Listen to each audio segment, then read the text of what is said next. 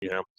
Definition of amino acids and their classifications, their properties, and their importance, especially the importance of non-standard amino acids. So we then started about the proteins and the classification of proteins. We are done with simple proteins and their details. Now we start with the second class of proteins, which is conjugated protein or compound protein, because they have a non-protein part in their structure. That is why they are called conjugated proteins. So here is the list of these proteins and their functions and their properties.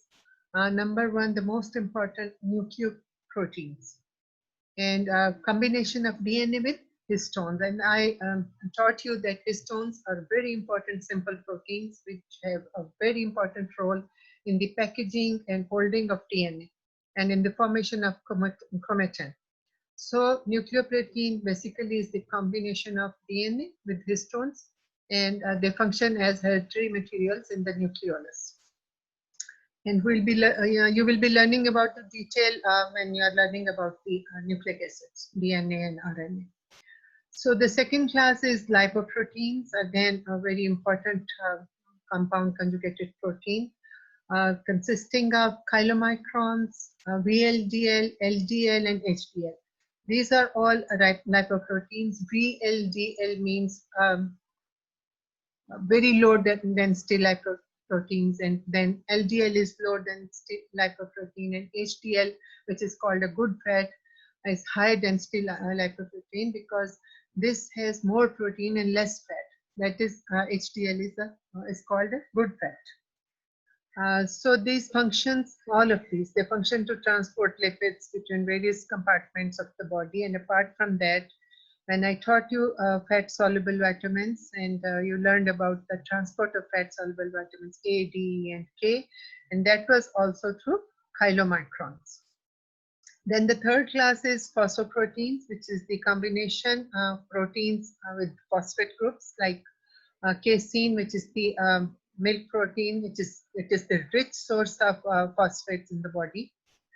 Apart from containing the milk protein, it also contains phosphorus in it.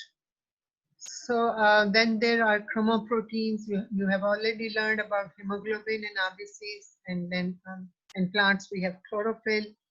And the function of these chromoproteins is to transport oxygen. Then glycoproteins and mucoproteins, you learned about them when you learned about the chemistry of carbohydrates. This is a combination of protein with the carbohydrate, and it performs various multiple functions in the body. For example, it's present in immunoglobulins, and it provides immunity. Cell-to-cell interaction is also carried out through these glycoproteins, because glycocalyx serves as the receptor and also for the joining of other compounds with the cell surface. But first it binds itself, the carbohydrate binds itself with the protein, and then they function as the cell receptor. So that is the role of glycoproteins and mucoproteins for cell-to-cell interactions, and also for cell membrane. They serve as cell membrane proteins, also serve as hormones.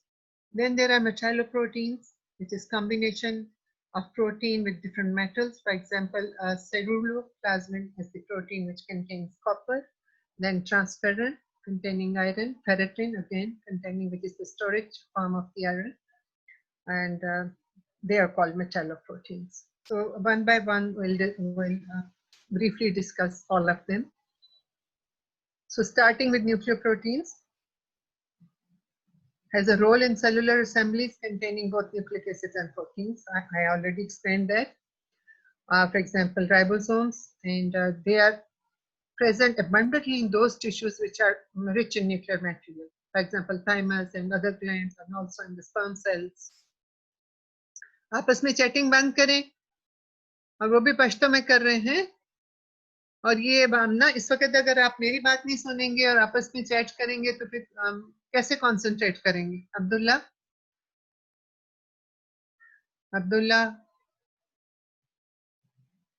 please stop messaging.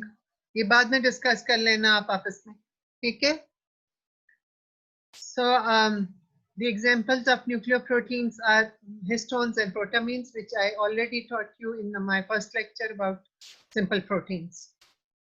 Okay. Then the second class is phosphoproteins. Proteins which are conjugated with phosphoric acid, and the phosphate group is attached through either serine, थ्रेमनीन और tyrosine. और उस वक्त मैंने आपसे बताया था कि these amino acid, जब मैं आपको बता रही थी अमाइनो एसिड्स की डिटेल स्ट्रक्चर की आर ग्रुप के हिसाब से, मैंने कहा था कि these amino acids have. Hanif Khan बेटा, आपकी अगर ये चैटिंग खत्म नहीं होगी तो मेरा पढ़ाने को कोई फायदा नहीं है। ये जो कुछ आपने डिस्कस करना है, you can discuss it later. Now I am getting angrier. Please stop messaging. आप एक फिर क्रिएट कर रहे हो ग्रुप के अंदर और डिस्टर्ब भी कर रहे हो। इंशाल्लाह कुछ भी नहीं होगा। आपको पता है कि 4 कॉलेजेस को स्टे मिल गया है। आपका कॉलेज और आपके कॉलेज की टीम और सारे जो एडमिनिस्ट्रेशन है बहुत ज्यादा समझदार लोग हैं। So don't worry about that. आप छोटे बच्चे हैं, आपको प्रिंसिपल साहब ने कह दिया, फिक्र नहीं करो, अपनी पढ़ाई पे कॉन्सेंट्रेट करो। जिस चीज पे कॉन्सेंट्रेट करना चाहिए वो आप उस पर कॉन्सेंट्रेट करें प्लीज, और अल्लाह पे छोड़ें। फी अमान अल्लाह बोलें जब भी कोई इस किस्म की प्रॉब्लम हो, फी अमान अल्लाह बोलें। और आपको जो काम इस वक्त दिया वो आपका टारगेट है। आपने कोर्ट नहीं जाना, कोर्ट जाके नहीं लड़ना। जो काम आपके अख्तियार में ही नहीं है उसको फिर अल्लाह पे छोड़ो ना। आपको अल्लाह ने इस वक्त कहा है कि आप लेक्चर सुनो, आप उस लेक्चर का हक अदा करो। मैंने मेहनत की है, मैं आपको एक एक चीज को सही तरह से पढ़ाना चाह रही हूँ, समझाना चाह रही हूँ। आप लोग मैसेजेस कर रहे हैं आपस में। I am really angry right now.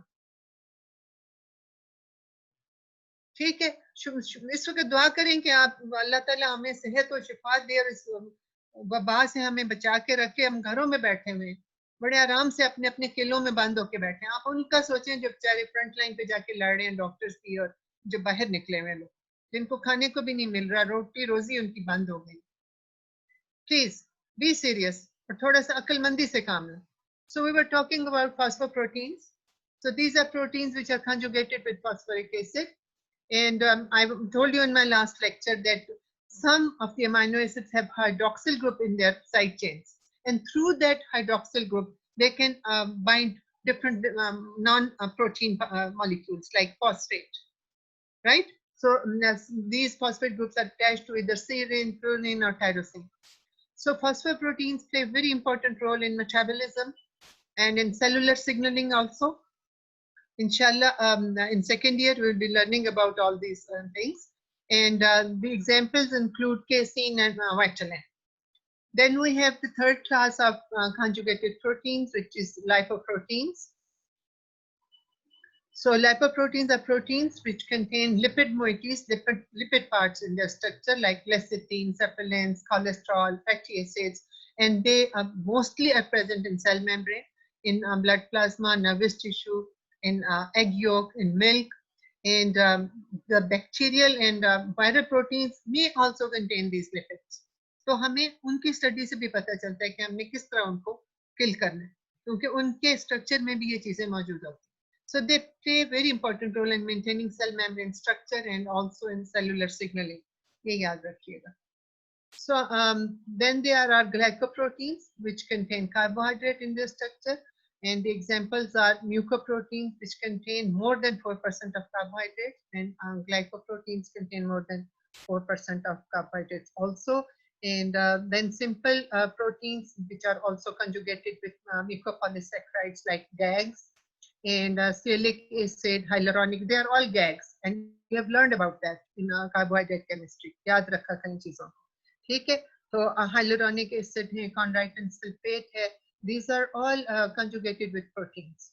So they are found in different fluids, body tissues में, tendons में, मैंने आपको बताया था, synovial joints में, vitreous humor में, ये सारी उसके अंदर की चीजें. For example, tendomucoids, osteomucoids, chondroproteins, and they are also found in all lubricating fluids. And the female sex hormones also contain all these glycoproteins. Then we have fifth class, which is chromoproteins. As the name indicates, you know that these are colored. That is why they are called chromoproteins, and they are conjugated to prosthetic groups which give color to these proteins, like hemoglobin. Red color gives red color to the blood cells. And cytochromes contain also heme. Then there are flavor proteins which contain riboflavin. फिर आपको मैंने अभी vitamin जब पढ़ाया है vitamin A, तो उसमें visual cycle आपको पढ़ाया था, and you know that rhodopsin, which is the visual pigment, contains 11 cis vitamin A aldehyde, और उसमें भी जो पिगमेंट होता है जो rhodopsin में ऑप्शन जो होती है वो प्रोटीन होती है, और दूसरा पार्ट जो होता है इसका वो विटामिन ए का होता है, ठीक है। तो ये भी क्रोमोप्रोटीन है। Then there is metalloprotein, proteins which contain metallines, keratin, the storage form, contains iron, ceruloplasmin contains copper, and carbonic anhydrase contains zinc in its structure.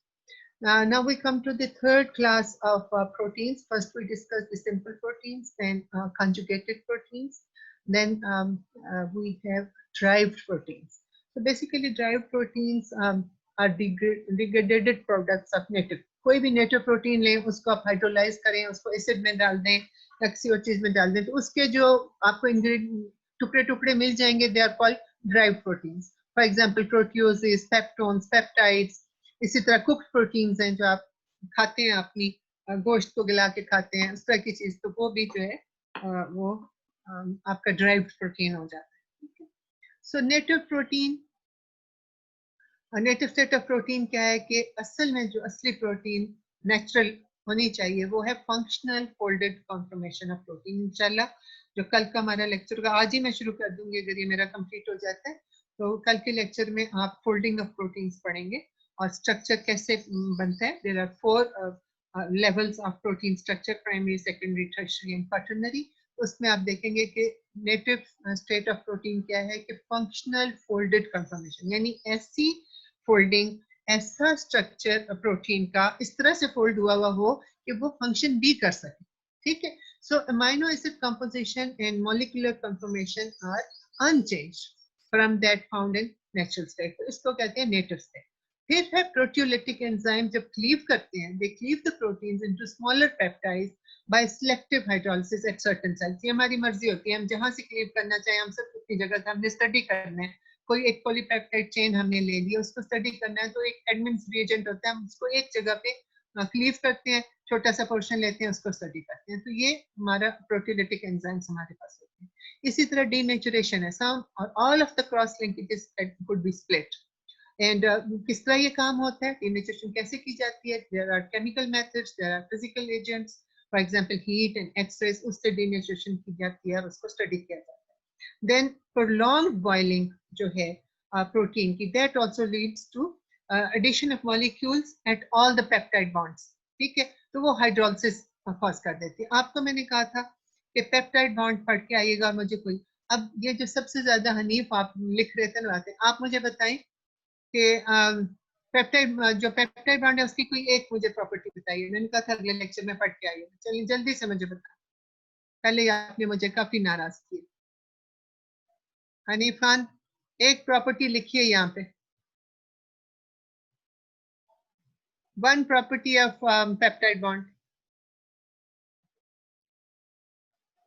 अब आवाज, और किस तरह से हम हाइड्रोलाइज करते हैं प्रोटीन को? शेकिंग और stirring for a long time, extremes of pH अगर उसमें कर दी जाए, salts of heavy metals, urea, alcohol, acetone, ये सारे वो एलिमेंट्स हैं जो प्रोटीन को हाइड्रोलाइज करते हैं और हम उसके हमें ड्राइव प्रोटीन्स मिल जाती है। So derived proteins are of two types, primary derived and secondary derived. Primary protein derived में वही native proteins हैं कि if its amino acid composition and molecular conformation is not changed, जो इसकी असली थी, तो इसको native बोलेंगे। These properties, because these properties are very important. These properties control all the functions of a protein. For example, its solubility, its enzymatic activity, whatever specialized role it has, that all depends its amino acid composition and its molecular conformation. तो primary dried वो होती है कि इसमें इसकी असली चीजें जो हैं वो वही इंटैक्ट हैं, वो खराब नहीं हुई, they have not been disturbed, so that will be called primary derived protein, right? And then there are which are easily precipitated out of their at around their isoelectric pH, and they can easily be digested. और denaturation मैंने आपको पीछे भी बताई है, दोबारा देख लीजिए. This is the list how we cause the denaturation of these proteins. Physical agents हमारे पास X-rays हैं, heat, ultrasonic wave, shaking or stirring for a long time. And chemical agents में extremes of salt, pH, heavy metal. Then there are substances like organic solvents, alcohols, and urea, and there are some detergents also which can denature proteins. So how we get secondary dry proteins? These are formed as intermediates during the hydrolysis of proteins. They are different, obviously different sizes के होंगे, और different amino acid इनकी composition होगी, क्योंकि तो छोटे-छोटे टुकड़ों में होंगे, किसी की में 4 amino acids हैं तो किसी में 30 amino acids हैं, तो इसलिए इनकी composition फर्क होगी. So they can be grouped into proteoses, peptones, or peptides. So these peptides contain poly and oligopeptides, right? So that was the classification of protein, which was based on its structure. कि simple proteins हैं, compound proteins हैं, and derived proteins. And derived में फिर मैंने आपको बताया था कि derived में दो तरह की होती हैं, denature होंगी और एक बीच में natural native उसकी composition होगी, primary and secondary. तो अब second classification जो है proteins की है वो depends upon the molecular length and shape. ठीक है, आप देखें कि कुछ प्रोटीन्स जो होती हैं वो ग्लोबुलर इन नेचर होती हैं, कुछ जो होती हैं वो लंबी होती हैं. जैसे so basically this classification depends on their axial ratio. And what is the axial ratio? Native की प्रॉपर्टी रिपीट कर देती हूँ. नेटिव प्रॉपर्टी का मतलब ये होता है कि उसकी अमाइनो एसिड सीक्वेंस और कंफर्मेशन चेंज नहीं हुई, वैसे वो अलग हो गई है अपनी मेन प्रोटीन से, ठीक है, लेकिन वो अपनी उसकी अमाइनो एसिड सीक्वेंस और वो रह गया, वो काम कर सकती है, वो फंक्शन कर सकती है. That is native property, right? Okay, ठीक है. मैं साथ साथ जो जो मुझे लगता है कि मैं जवाब दे सकती हूँ मैं आपको देने की कोशिश करती हूँ. So what is axial ratio? Axial ratio is basically molecular length divided by molecular weight. So according to this ratio and based on this ratio, the proteins can be divided into two types: fibrous type and globular. Fibrous are their axial ratio is more than 10 and globular have less than 10. So based on that, fibrous फिर कौन सी होंगी? आपको अभी फौरन जवाब आ जाना चाहिए, लेकिन मुझे उसमें टाइम लग रहा है. मैं कहती हूँ टाइम इतना, मुझे बताइए फाइब्रस की कोई एक एग्जांपल जल्दी से लिख दें, कोई भी बच्चा इधर लिख दे. फाइब्रस की एग्जांपल लिख दें, ग्लोबुलर की लिख दें. फजल, Maryam.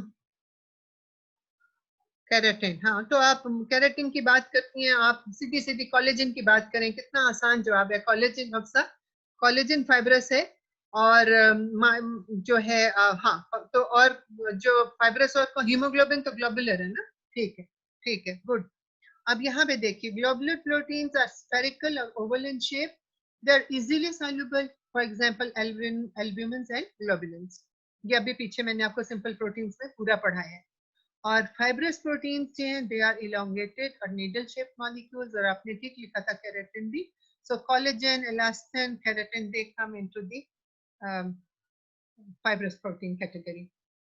So now there is third classification which is very important classification. गौर से इसको सुनना है, याद रखना है, समझना है. Very important classification. पहली वाली भी बहुत important थी और ये थर्ड वाली भी बहुत important है. Classification based on biological function. और ये बहुत ज्यादा concerned है कि आप इस पे गौर करें, इसको याद रखें, तो आपको मेटाबॉलिज्म्स भी समझ में आएंगे, आपको बाकी चीजें भी समझ में आएंगी. So starting with catalytic proteins, you are going to learn about enzymes inshallah next week. So they are the most important function of protein. One of the most important function of proteins is their catalytic function. They act as enzymes, and examples are hundreds and thousands of enzymes के आप example दे सकते हैं.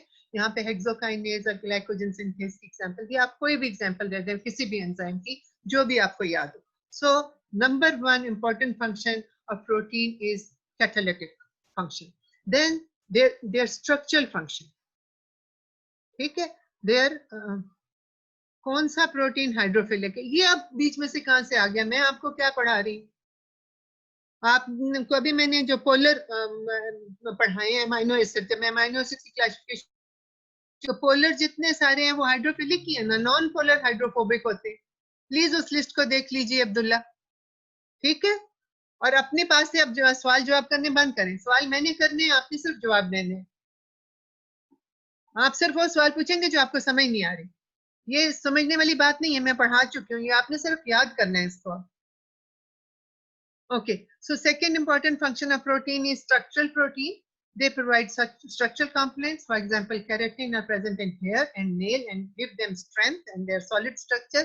And then collagen is present in tendons and bones, and then there is elastin. And collagen is present in connective tissues and आपके gums में और आपके हर तरह के जो tissues and connective उसके अंदर collagen होती है, and very important role of collagen. And then there are contractile proteins which cause movement of muscles, for example, actin and myosin. And then there are transport proteins. You have already learned about them. They carry essential substances throughout the body, जैसे haemoglobin है जो transport करती है oxygen की, इसी तरह ट्रांसफेरन है जो आयरन को ट्रांसपोर्ट करके लेके जाती है। फिर आपको मैंने बताया था कि ग्लूकोज ट्रांसपोर्टर्स हैं, ग्लूट्स, 14 डिफरेंट उनकी किस्में हैं, ये भी मैंने आपको समझाई थी। और वो ग्लूट्स हैं। इसके अलावा अभी जब आपने विटामिन पढ़े हैं, फैट सॉल्युबल विटामिन, तो मैंने आपसे कहा था कि वो अकेले नहीं, वो फैट सॉल्युबल हैं, वो इस तरह से ब्लड के थ्रू ट्रेवल नहीं कर सकते, तो उनको साथ ले जाने के लिए एल्ब्यूमिन चाहिए होती है। तो albumin also acts as a transporter to carry the fat soluble vitamins to liver. So this is the transport function of the proteins. Then there are hormonal proteins, again very important, which regulate body's metabolism and also the metabolism of nervous system. For example, insulin and glucagon and thyroid hormones, and all these hormones, they are very important. And then there are storage proteins. ये उसी list में शामिल है, continue कर रही है आपकी जो लिस्ट है based on biological function of proteins. So हमने पहले मेरा ख्याल है 5 फंक्शंस किए हैं, catalytic, structural, contractile, transport and hormonal, 5 किए हैं. ये छठा फंक्शन है स्टोरेज प्रोटीन्स, ठीक है? जी जी, इंसुलिन भी जो है पेप्टाइड है, बिल्कुल. इंसुलिन की अभी मैं आपको, बल्कि जब मैं प्राइमरी स्ट्रक्चर पढ़ाऊंगी तो मैं इंसुलिन ही की आपको एग्जांपल दूंगी. Insulin also is a polypeptide, 2 chains हैं इसकी, 52 अमीनो एसिड्स होते हैं इंसुलिन के अंदर. सो स्टोरेज प्रोटीन जो है फॉर स्टोरेज ऑफ न्यूट्रिएंट्स, ये फेरेटिन है, आयरन को स्टोर करती है. और देन प्रोटेक्टिव प्रोटीन्स हैं which recognize and destroy foreign substances. For example आपके इम्यूनोग्लोबुलिन्स हैं, they are a defense against microorganisms. Then there are genetic proteins. Already I have taught you about these, the very important proteins, histones. So now we come to the fourth classification of proteins, which is based on solubility.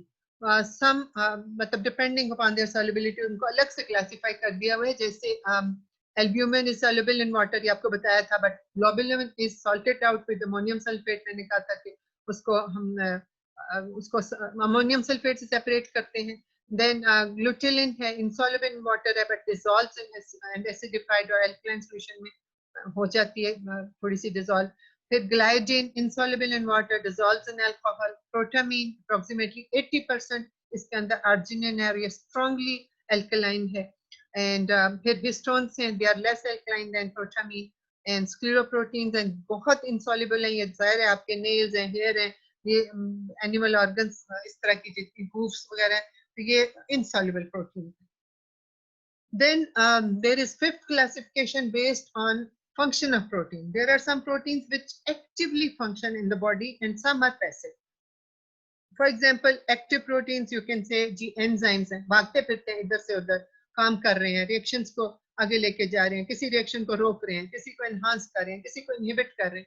Similarly, antibodies जो हैं, ये जो है जब antibodies होती है foreign body को अपने साथ लेती हैं, उसको एंगल्फ करती हैं, उसको लेके जाती हैं लाइसोसोम्स के अंदर. So they are active protein. Passive proteins में जो स्ट्रक्चरल प्रोटीन्स है, वो अपनी जगह बैठी हुई हैं, बस वहां पे वो अपना काम अच्छी तरह से कर रही हैं, like collagen and keratin. Then there is a classification based on nutritional value.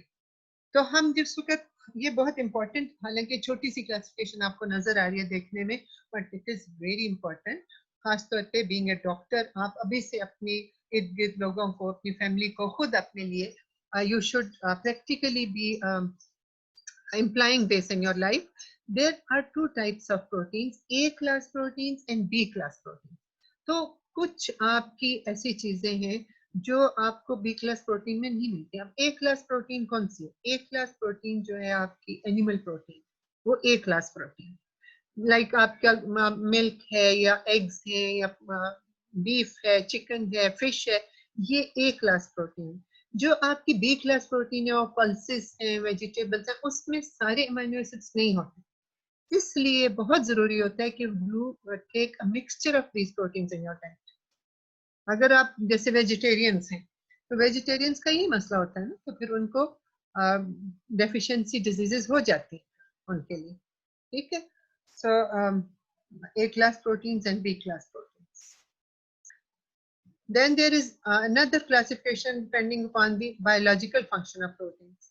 Some take part morphologically, some physiologically, some nutritionally. उन्हीं चीजों को दोबारा से डिफरेंट तरह से क्लासिफाई करती है। अब इंडिविजुअल लेवल पे आप देखिए कि मॉर्फोलॉजिकल आप देखें कि एनिमल है तो प्रोटीन उसके hair, skin, bone and teeth के लिए काम कर रही है। ठीक है, ऑर्गन लेवल पे कैसे प्रोटीन काम कर रही है? डाइजेस्टिव सिस्टम में प्रोटीन है, फॉर एग्जांपल डाइजेस्टिंग एंजाइम्स है। ब्लड में किस लेवल पे काम कर रही है? एंटीबॉडीज या हीमोग्लोबिन है, उसको भी ले लें, इम्यूनोग्लोबिन ले लें। ठीक है, तो ये ऑर्गन लेवल पे काम कर रही हैं चीजें। फिर सेल लेवल पे जो प्रोटीन्स काम कर रही हैं, they give shape to the cell, they जैसे मायोसिन है, और ये जो है ये सपोर्ट करती हैं, शेप करती हैं। फिर स्ट्रक्चरल प्रोटीन में क्या? कोलेजन आ गई। फिर फंक्शनल प्रोटीन है। ठीक है, सेल मेम्ब्रेन के अंदर आप देखें कि आपके अगर सेल मेम्ब्रेन में प्रोटीन्स ना हो तो वो कम्युनिकेशन ही, सेल टू सेल कम्युनिकेशन ही नहीं हो सकती। Extra cellular fluids and nutrients अंदर नहीं जाएंगे जब तक कि proteins. When I was teaching you cell membrane, I told you that it is called a collage.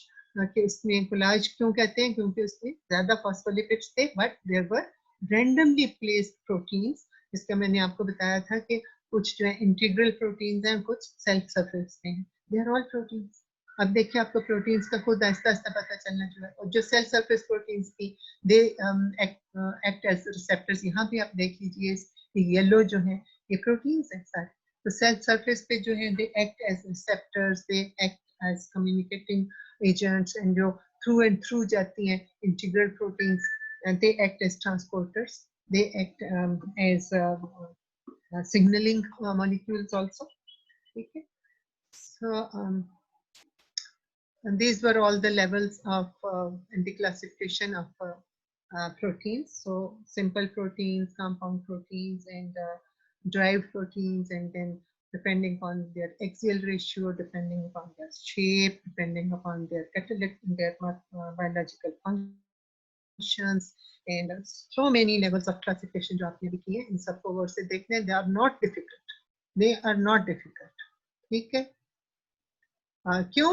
That's enough, 100 slides, घर में बैठे हुए हैं, कुछ कोई मसला नहीं। अभी 100 वैसे भी नहीं हुए और कोई मसला नहीं है।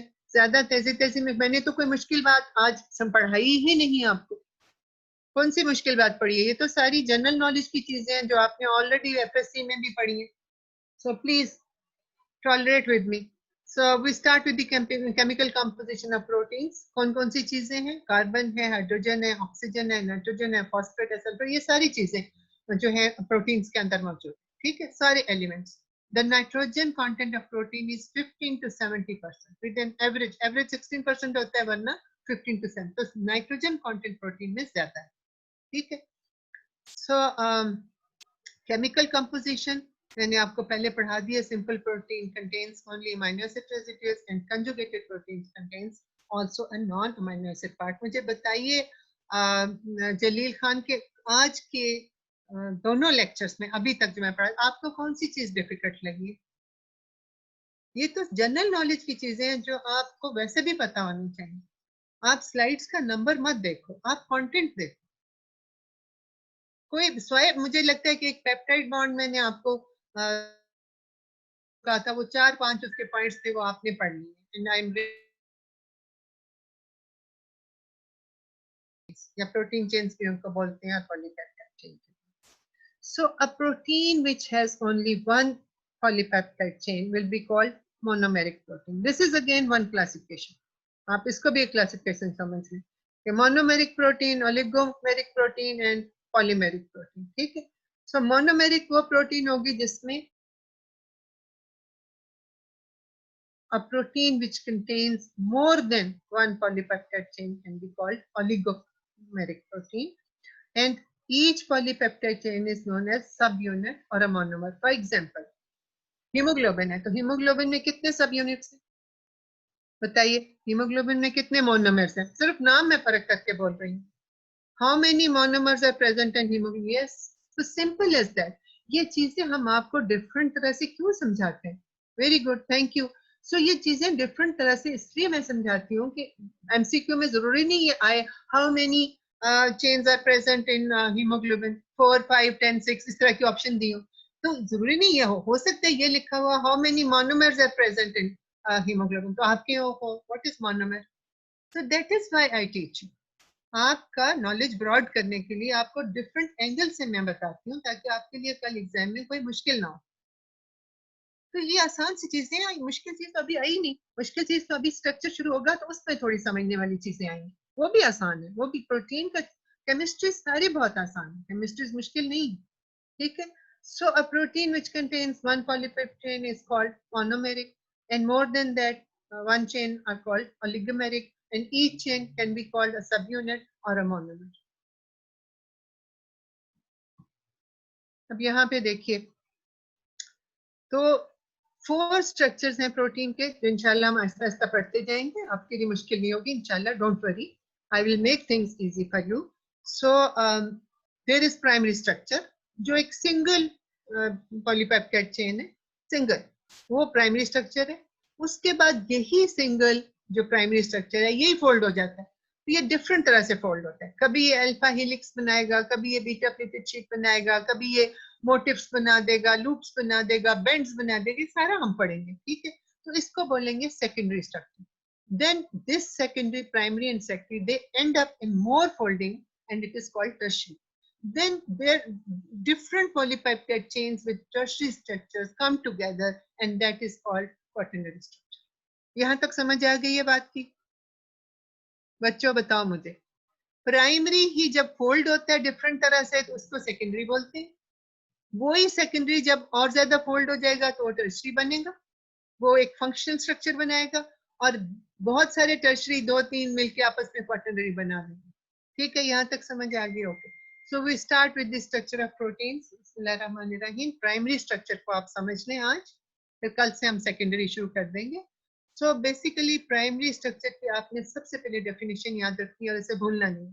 Primary structure of a protein is the, मैंने इसको हाईलाइट किया, number and sequence of amino acids. ये दो लफ्ज आपने नहीं भूलने, नंबर एंड सीक्वेंस। अगर आप एक लफ्ज बोलेंगे नंबर तो फिर वो भी गलत बात है, क्योंकि अगर आपको सीक्वेंस नहीं पता तो यू कैन नॉट रीड। हर चीज का एक सीक्वेंस है, उस सीक्वेंस के हिसाब से आप कहते हैं okay this is insulin, this is glucagon, this is that, this is that, क्योंकि हर एक का स्ट्रक्चर अक्लमंद लोगों ने, वेस्ट के लोगों ने रिसर्च करके बना लिया हुआ है। हमने तो सिर्फ बस अब उनको देख के याद करना है, ठीक है। रिसर्च करने के लिए अभी हमारे दिमाग पता नहीं कब जाके डेवलप होंगे, तो हम ये काम करेंगे। हम वो जो चीज हमें ऑलरेडी बुक्स में लिखी है हम वो भी पढ़ने को तैयार नहीं होते। So primary structure of a protein is the number and sequence of amino acids in its polypeptide chain. होती वो polypeptide chain है, लेकिन वो primary structure is the number and sequence of amino acids. और इसको रीड उसी तरह करते हैं, आप अमाइनो ग्रुप वाले एंड से रीड करते हैं और कार्बोक्सिलिक ग्रुप की तरफ चलते हैं, और इस साइड पे आपको अमाइनो ग्रुप मिलेगा और यही दो फ्री ग्रुप होंगे, बाकी पेप्टाइड बॉन्ड्स की वजह से फ्री नहीं होते। So at one side you have amino group, free amino group, and the other side is the carboxylic end. So first amino acid आपका होगा amino acid contributing the alpha amino group, और last आपका होगा amino acid contributing the free carboxylic group. अब इस चीज को याद रखना है आपने। और example is the structure of insulin. अब ये देखिए स्ट्रक्चर ऑफ इंसुलिन जो है, इसमें 52 अमीनो एसिड होते हैं, दो इसकी चेन्स होती हैं, एक में 30 होते हैं और एक में शायद 22 होते हैं, इस तरह का इसकी डिस्ट्रीब्यूशन है। और लेकिन ये आपस में जुड़ी हुई हैं बाय डाइसल्फाइड बॉन्ड्स। ये आपने Abdullah, if you are here तो listen to me, you asked me about cysteine, so here you can see ये दो चेन्स हैं इसकी सिंगल ही है, बेसिकली सिंगल ही चेन है, लेकिन वो जरा दो में आपको नजर आ रही है। तो ये जो है 52 अमीनो एसिड से स्टार्ट करती है इंसुलिन ग्लाइसिन से और एंड अप करती है फिनाइल एलेनिन पे, और इसका जो है आपस में ये मुख्तलिफ जगहों पे डाइसल्फाइड बॉन्ड बनाती है। यहाँ पे देखें, ये मेरे ख्याल है 1 2 3 4 5 6 अमीनो एसिड जो है वो भी इसका सिस्टीन है, और फिर 7 8 9 10 11 भी सिस्टीन है। तो ये देखें 6 और 11 के दरमियान एक डाइसल्फाइड बॉन्ड बना हुआ है और ये सिस्टाइन बना हुआ है। ठीक है, तो ये देखें डाइसल, और फिर इसका एक और डाइसल्फाइड बॉन्ड भी बन रहा है इधर, यहाँ पे भी एक डाइसल्फाइड, 3 डाइसल्फाइड बॉन्ड से इंसुलिन के स्ट्रक्चर में। ठीक है, और ये इसका हमेशा एग्जांपल दी जाती है इंसुलिन के स्ट्रक्चर की, प्राइमरी जो स्ट्रक्चर होता है प्रोटीन्स का, उसके लिए you always give the example of insulin. So primary structure basically we have to determine the number of amino acids. ठीक है, and these number of amino acid determines the nature of peptide chain, whether it is open, whether it is cyclic, whether it is branched. क्योंकि हमें जब number of amino acid पता चलेगा और उसका sequence भी, तो हम नंबर से पता चलेगा ओके नंबर 1 ग्लाइसिन है, अच्छा फिर प्रोलीन आ गया, नाउ देयर इज हिस्टिडीन, तो फिर हम कहेंगे अच्छा ये पहले प्रोलीन था, ये तो पोलर था, फिर हिस्टिडीन आया, ये बेसिक आ गए। तो इससे हमें पता चल जाएगा, एक टुकड़ा जब हम लेंगे एक पॉलीपेप्टाइड चेन का और उसके हम सीक्वेंस देखेंगे तो वी कैन जज the function of that protein. अच्छा इसमें तो सल्फर कंटेनिंग अमीनो एसिड ज्यादा है, ये तो जरूर हेयर वाली प्रोटीन है या ये नेल वाली प्रोटीन है। तो असल में प्राइमरी स्ट्रक्चर को नो करने का, उसको जानने का, लर्न करने का सिग्निफिकेंस क्या है, उसका फायदा क्या है कि we know about the nature of peptide chain, whether it is open, whether it is cyclic या branched है। Similarly, primary structure अगर आपको पता हो किसी भी प्रोटीन का, you can learn about the genetic diseases, क्योंकि आपको फौरन पता चल जाएगा कि ये अमीनो एसिड यहाँ पे गलत लगा हो, ये तो यहाँ नहीं होना चाहिए था। ठीक है, so genetic diseases with abnormal amino acid sequence can be learned and judged. For example, आप देखें कि आपने ब्लड में पढ़ा है सिकल सेल एनीमिया कैसा हुआ था, वो प्राइमरी स्ट्रक्चर में ही आपका ग्लूटामिक एसिड जो होता है पोजीशन नंबर 6 पे शायद होता है, वो पोलर है, जो ग्लूटामिक एसिड है, ठीक है वो पोलर है, तो वो नॉन पोलर वेलिन से चेंज हो जाता है और आपका पूरा हीमोग्लोबिन का स्ट्रक्चर, आपके थैलेसीमिया हो गया जी, तो वो sickle cell anaemia. Sickle cell anaemia क्यों होता है, आपने पढ़ा है ना, ये सारा ब्लड आप पढ़ चुके हैं। ठीक, हाँ ये लीनियर स्ट्रक्चर की बात कर रहे हैं, ये लीनियर, ये प्राइमरी स्ट्रक्चर की मैं बात कर रही हूँ ज़ाउद्दीन। ठीक है, तो जो प्राइमरी क्यों लो और सुनो मेरी बात सुनो, ये जो आपके जो वो थे, मैंने आपको पीछे पढ़ाए थे अमीनो एसिड्स, उसमें ब्रांचिंग नहीं है, उसमें जो साइड चेन लगी हुई है आर चेन, वो क्या है, वो ब्रांच ही है ना उसकी छोटी सी, उसमें जो डिफरेंट अमीनो डिफरेंट ग्रुप्स लगे हुए हैं, दे कॉज द ब्रांचिंग। ठीक है, तो प्राइमरी स्ट्रक्चर में भी जो साइड पे निकल रही हैं चीजें, वो आपकी ब्रांच तो नहीं है, लेकिन उसको ब्रांच ही बोलेंगे क्योंकि वो तो आर ग्रुप है ना, आर ग्रुप तो बिल्कुल उसी पे तो डिपेंड करता है फंक्शन इसका लीनियर का, उसी के हिसाब से फिर ये फोल्ड करेगी। अगर उसमें एसिडिक है या बेसिक है या कोई सल्फर कंटेनिंग है या उसमें कोई हाइड्रोजन बॉन्डिंग हो रही है, तो उसी पे डिपेंड करते हुए तो वो बनेगा ना, उसका सेकेंडरी स्ट्रक्चर बनेगा और फिर टर्शियरी बनेगा। ठीक है, अब समझ आई ज़ाउद्दीन। ठीक है, सो प्राइमरी जो स्ट्रक्चर है उसी से आप जेनेटिक डिजीजेस भी जज कर सकते हैं कि सिकल सेल एनीमिया अगर हुआ है तो उसमें कौन सी पोजीशन पे, 6 पोजीशन पे ग्लूटामिक एसिड थी जो पोलर थी, it was replaced by non polar valine and the whole structure of hemoglobin was disrupted and it resulted into sickle cell anemia. ठीक है जी, और ये आप पढ़ चुके हैं। ओके, एनी क्वेश्चन बताइए मुझे।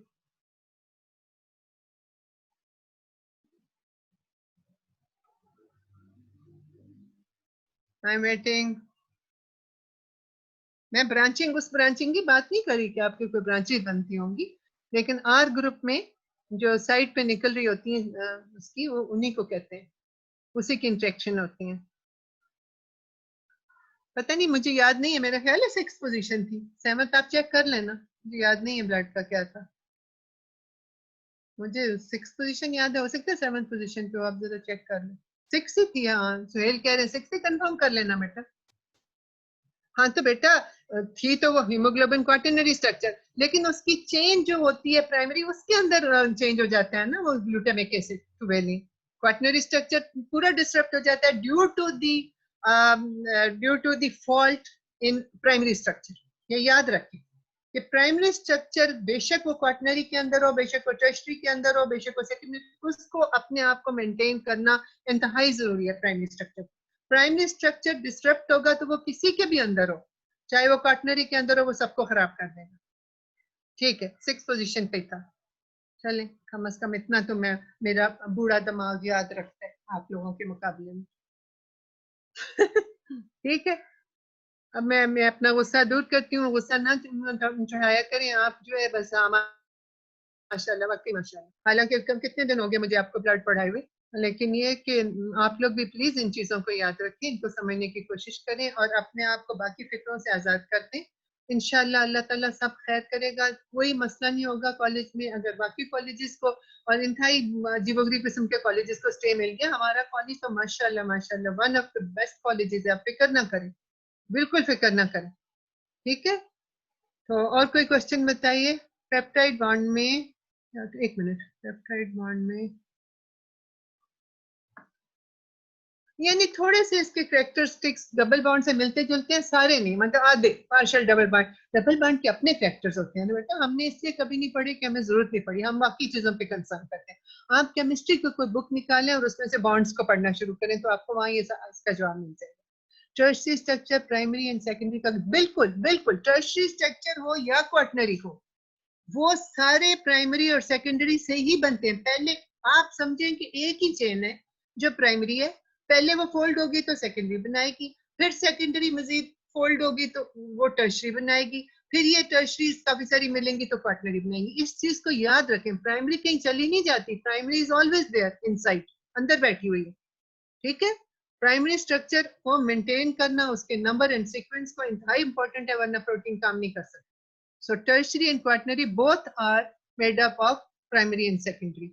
ये सिस्टाइन तो अमीनो एसिड है, हाँ जी बिल्कुल अमीनो एसिड है। तो ये मैंने जो आपको ये दिखाया, एक मिनट, ये देखें, ये जो मैं स्ट्रक्चर दिखा रही हूँ सिस्टीन दिखा रही हूँ ना, सिस्टाइन नहीं दिखा रही, मैं वैसे बता रही हूँ कि ये दो सिस्टीन्स मिलके इधर डबल में हम वो बना रहे हैं, डाइसल्फाइड बॉन्ड बना रहे हैं, ये मैं बता रही हूँ। तो ये अमीनो एसिड ही का सारा स्ट्रक्चर है ना, इंसुलिन, ये सारे अमीनो एसिड है, स्टार्टिंग फ्रॉम ग्लाइसिन, ये देखें नाइसोल्यूसिन, वेलिन, और ये है ये पता नहीं जीएल, ग्लूटामिक एसिड। ठीक है, फिर ग्लूटामीन, फिर आ गया सिस्टीन, फिर एक और सिस्टीन आ गई। ये देखें आपस में 6 और 7 का भी बॉन्ड बन रहा है यहाँ पे। सो 3-4 इसके बॉन्ड्स बनते हैं, threonine, serine, isoleucine, cysteine, serine, leucine में पढ़ रही हूँ सारी, टायरोसिन, ग्लूटामीन, ल्यूसिन, फिर ग्लूटामीन, फिर एस्पार्टिक एसिड, फिर टायरोसिन। ये सारे जो है ये अमीनो एसिड में आपको पढ़ा रही हूँ ना, primary structure. Myoglobin has a tertiary structure है, मायो, हाँ हाँ ठीक है, मायोग्लोबिन सिंगल पॉलीपेप्टाइड चेन होती है, लेकिन जब फोल्ड हो जाती है तो वो टर्शियरी स्ट्रक्चर वो एक डोमेन बनाती है। यस, ठीक है। एक्सप्लेन पायरोलिज्म, ये कौन सा पायरोलिज्म, ये कौन सी अमीनो एसिड है जी पायरोलिसिन, जरा दोबारा बताइए, जरा आप ही बता दें मुझे। न्यूट्रिशनल क्लासिफिकेशन तो मैंने कहा था ए क्लास, उसकी बात कर रहे हैं या एसेंशियल नॉन एसेंशियल की बात कर रही हैं फातिमा?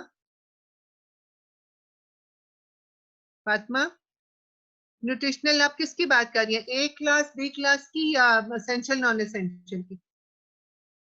ओके, मैं वापस उधर चली जाती हूँ। ठीक है, एसेंशियल नॉन एसेंशियल की चली जाती हूँ।